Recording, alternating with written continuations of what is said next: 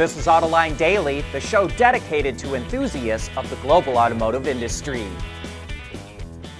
Tesla sales are taking a nosedive in Europe, and now we've got the latest numbers from Germany, which are pretty bad. The KBA, the Federal Motor Transport Authority, said 60% fewer new Teslas were registered last month in Germany compared to a year ago. That's a huge drop, likely for a number of reasons. Tesla sales are typically weak in the first quarter. Some customers may be waiting for the redesigned Model Y, and a lot of people believe that Europeans are turned off by Elon Musk interjecting himself into European politics. And it's not just Europeans. A fascinating poll of Americans that was conducted right after last November's presidential election shows that Elon Musk has a highly unfavorable rating amongst people who buy PHEVs and EVs. Most women don't seem to like him either. But conversely, amongst ICE and pickup drivers and men, Elon is rated quite favorably.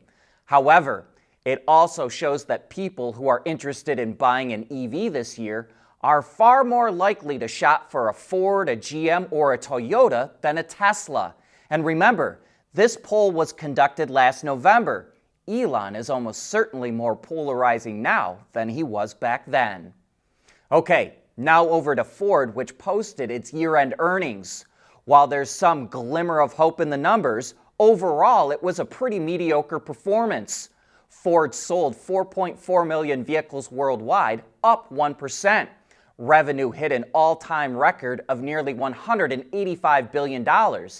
But expenses were almost $10 billion higher than the year before, so its operating profit fell 4.4% to $5.2 billion. Ford's net profit of $5.8 billion was 36% higher. But remember, last year it took a $1.7 billion write-off for changes to its pension obligations, so that big percentage gain really isn't as good as it seems. One thing's for sure, Ford Pro, the commercial vehicle unit, is what's powering the company's finances. Sales, revenues, and profits were up strong. It posted an EBIT profit of $9 billion. The EV unit, called Model E, did just as it expected and lost $5 billion, even though it cut expenses by $1.4 billion. Ford Credit, the finance arm, beat Wall Street guidance and posted a $1.7 billion EBIT. Surprisingly, it was Ford's ICE unit, what they call Ford Blue, that fell far below guidance, posting a $5.2 billion EBIT, but that was $2 billion lower than Ford expected. Overall, Ford doesn't see things getting a whole lot better this year either. Wall Street was disappointed to hear that, and its stock fell 7% in after-hours trading. But we did get some interesting tidbits from Ford's earnings call with Wall Street analysts. CEO Jim Farley said it doesn't see a market for full-size electric trucks and SUVs. He said the batteries are so big that, quote, the economics are unresolvable. However, Farley is quite bullish on small and medium electric trucks and SUVs. Remember, yesterday we reported that Ford is coming out with an electric version of the Maverick pickup. But Farley is even more bullish on extended range EVs or EREVs, which he claims will be priced very similar to their ICE counterparts because there's no transmission, no driveline, and no axles. And also added the incremental investment of adding a combustion engine is minimal for the customer. But Ford isn't the only automaker saying 2025 could be a rough year for the industry. So is Volvo Cars. It sold more than 763,000 passenger vehicles globally last year, which is an all-time sales record for the company and up 8% from the year before. That brought in $36 billion in revenue, which is also a record, but only up slightly. The automaker's operating profit shot up 12% to just over $2 billion, and its net profit of $1.5 billion was up 13% compared to the year before. Yet, despite those good results, Volvo CEO Jim Rowan says that demand started to slow in the second half of last year, and he expects 2025 to be more challenging due to increased competition and political uncertainty. making a life full of memories, one road trip at a time. That's what really matters. Bridgestone Weather Peak Tires, with a 70,000-mile limited warranty.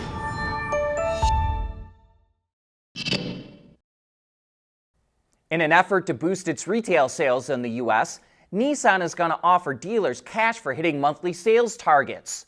The program, which is called a stair-step incentive plan, pays $250 per vehicle sold by dealerships that meet 90% of their sales goals. It goes up to $500 per vehicle for hitting the target, and it increases to $1,000 if dealers go over by 10% or more. The sales goals vary by dealership and are based on past performance. The automakers sold just 64,000 vehicles in the U.S. last month, of which retail sales were up just 1%, while its fleet sales were up by 15%. So that's why it's offering the incentives. And while this should help Nissan move the metal, dealers don't like stair-step programs because they feel pressure to hit the next level and will sell vehicles below cost to hit the targets and collect the bonuses. And speaking of Nissan, the automaker is looking for a new partner now that its merger with Honda has fallen through. Bloomberg reports that Nissan prefers to team up with a technology company and one that's based in the U.S., since North America is Nissan's most important market. That news sent Nissan shares up as much as 8.7% on the Tokyo Stock Exchange earlier today. But the report also says that Taiwan's Foxconn is interested in partnering with the automaker. It approached Nissan about a tie-up in December, but it backed off after the automaker started negotiations with Honda. However, it didn't give up completely, and Foxconn is still interested in reaching a deal with Nissan. Rivian lags behind other automakers' autonomous capabilities, but it thinks it can catch up fast. This year, Rivian will start offering a hands-free highway driving system, but it will continue to build on its second-gen vehicle architecture as well, which it's improving with software, AI, and more powerful processors from NVIDIA. Rivian is also using more sensors. Its second-gen system features 11 cameras and 5 radars. With improvements, the company expects to launch Level 3 autonomous capabilities sometime next year, and Rivian hinted that it's willing to use LiDAR to get to full autonomy. CEO RJ Scaringe says that's one of the areas where it's different from Tesla and a way for it to catch up to autopilot and FSD. Volkswagen is coming out with a new family of small electric cars.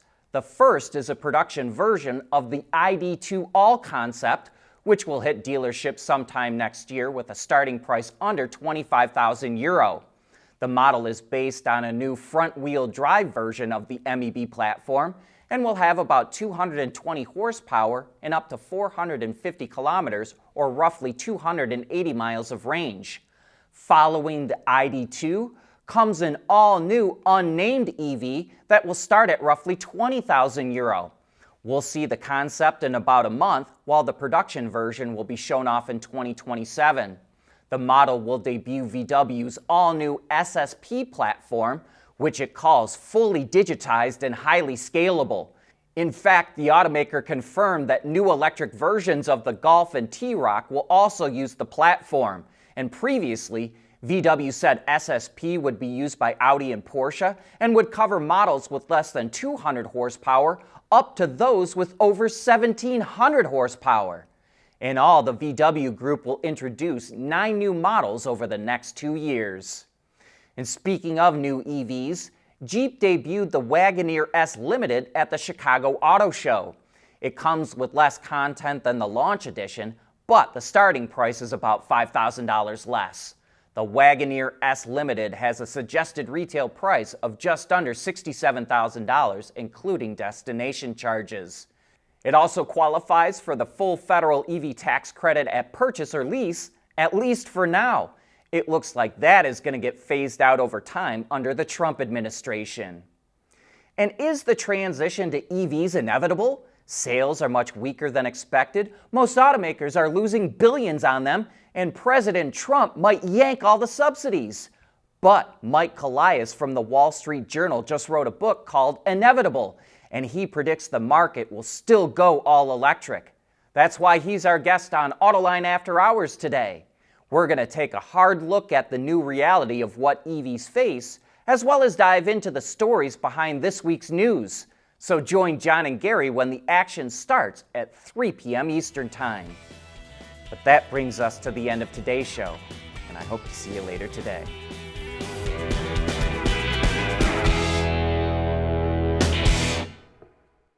Autoline Daily is brought to you by Bridgestone, solutions for your journey.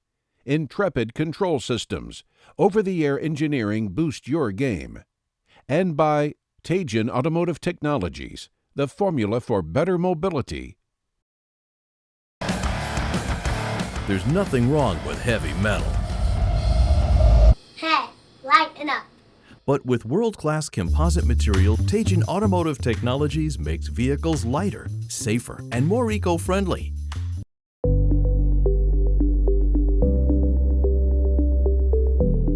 Developing today's vehicles, issues can happen in an instant. What good is knowing your problems without the data to solve them? Meet Wireless Neovi Cloud, your secure off-the-shelf solution, empowering real-time collaboration for quick resolution. With Wireless Neovi Cloud, your team can prevent issues before they can escalate. Driver communication data and remote diagnostics to analyze and resolve your problems using OTA, allowing your executives oversight throughout the process. Wireless Neovi Cloud, your vehicle update solution in production and on the road. Intrepid Control Systems, driven by your data.